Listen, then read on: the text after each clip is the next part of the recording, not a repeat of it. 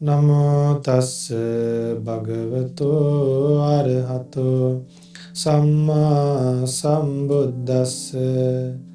Namo tassa bhagavato arahato samma sambuddhassa. Namo tassa bhagavato arahato samma sambuddhassa. Homage to the Blessed One, the Worthy One, the Supremely Enlightened One. Sadhu, Sadhu, Sadhu. Namo Buddhaya. So we warmly welcome you for this program, and we appreciate your participation in this episodes to help others to learn the Buddha's teachings and also to heal your life with the teachings of the Buddha. So healing our mind, healing our life, or we can say purifying our mind, taming our mind, developing our mind. So these things, like developing our mind, taming our mind, is not easy as we think. Why? Buddha gave a nice simile for the true nature of our mind. You know, in our mind, there are thoughts. Thoughts get generated according to what we see, according to what we hear, according to things that we smell. Now, if we smell something good, if it is a good, delicious food, what happens in our mind? What does the mind say? Go and do what? Hungry, feel like eating it. So, if we do not have enough money to buy that, what happens then? It is very expensive. Then more thoughts get produced in our mind. More thoughts will multiply. Then he will plan maybe to have it in next week and then to earn. So this mind, then if you experience something unpleasant, if you smell something bad, then what happens in the mind? Don't our face change? The face change. What about the mind? So Buddha said mind is chief for everything in life. In Pali it says Mano pubbang gama dhamma. Mano is chief for everything. Mind is the main thing for everything. But most of the people, when they don't understand that mind is chief, they are more concerned about the body. When they are more concerned about the body and they are very careful about the body, and they try to beautify the body and they try to protect their body and do many exercises and save money to overcome the diseases in the last stage of life, but not all our diseases can be cured with the help of all the medicine in the world. And just having money can't give long life for us. Money can't escape from us death.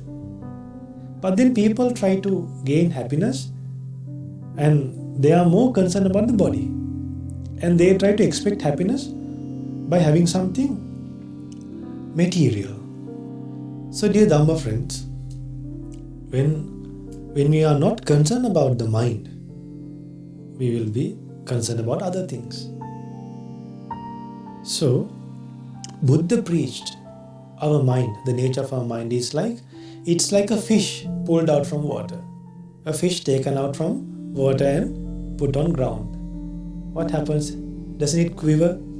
It quivers up and down. So then when it quivers like here and there, the fish, in the same way, our thoughts change from one thought to another thought.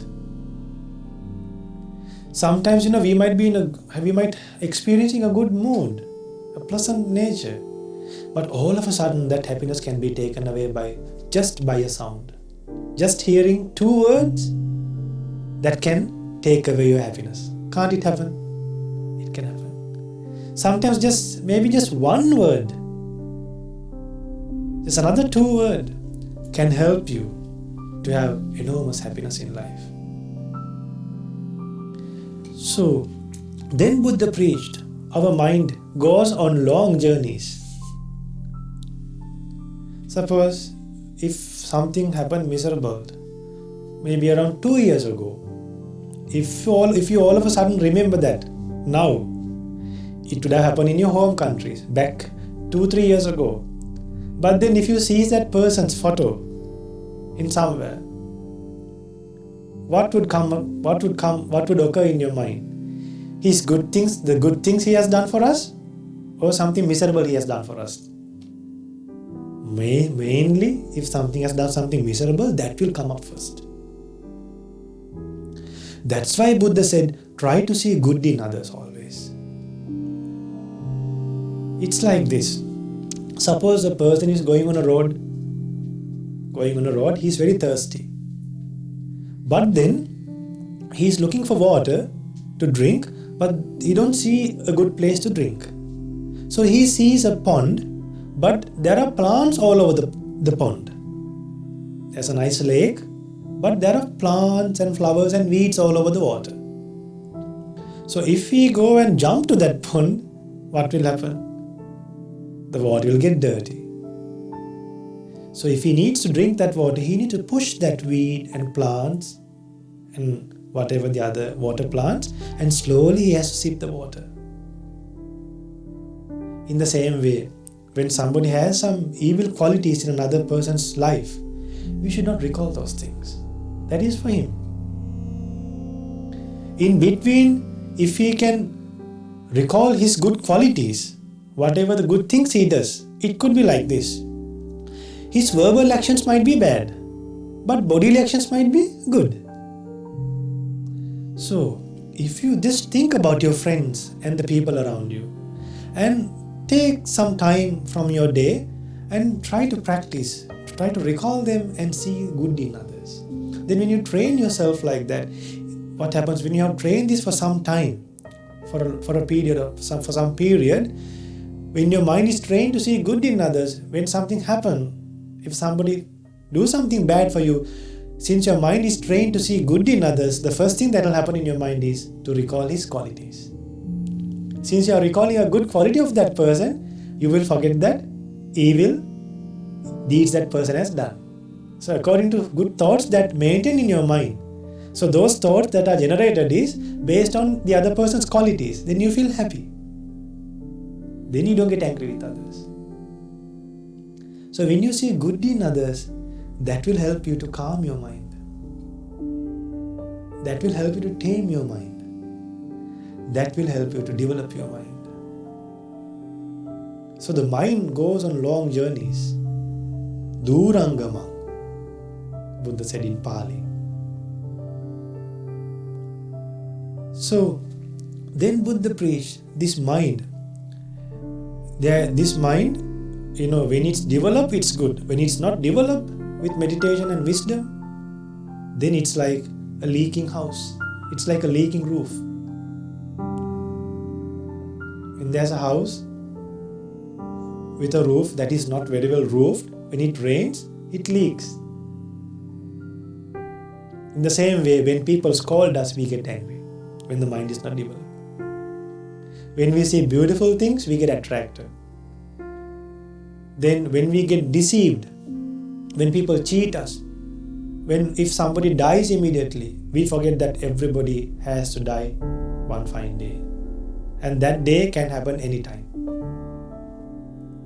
Death is unpredictable. These are the prior ideas that we should have in life. Then we will be able to avoid incidents. We will be able to avoid suffering in life. We will be aware the incidents that suffering might arise in life. Now for an example, separation from loved ones. Is it an incident that gives happiness to our life? Separation from loved ones. Don't everybody in this world have to separate from loved ones one day? In between life, from birth to death, somebody will die, somebody will leave. Then sadness arises. But then when you know early itself that this is there in life, separation from loved one is something present in life. And if we do not have craving in our mind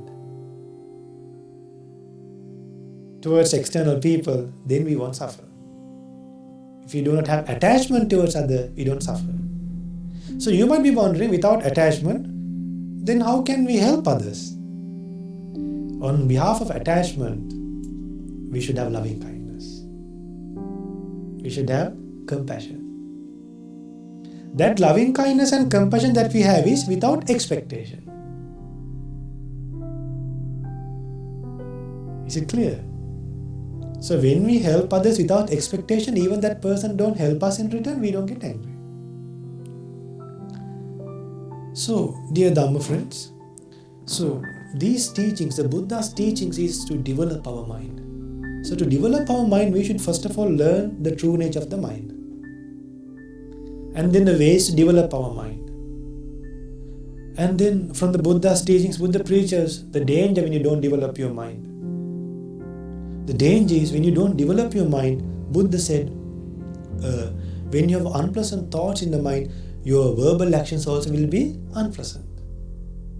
When a person has an angry mind, will he be able to perform good verbal actions from his mouth? No. When a person is angry, he takes revenge. He talks bad about others. When a person's mind is polluted by lust, he don't recognize his relatives even. He will forget that he has a wife. A wife will forget that he will have a husband. They will forget that they forget that they have a commitment in life. That's where families break.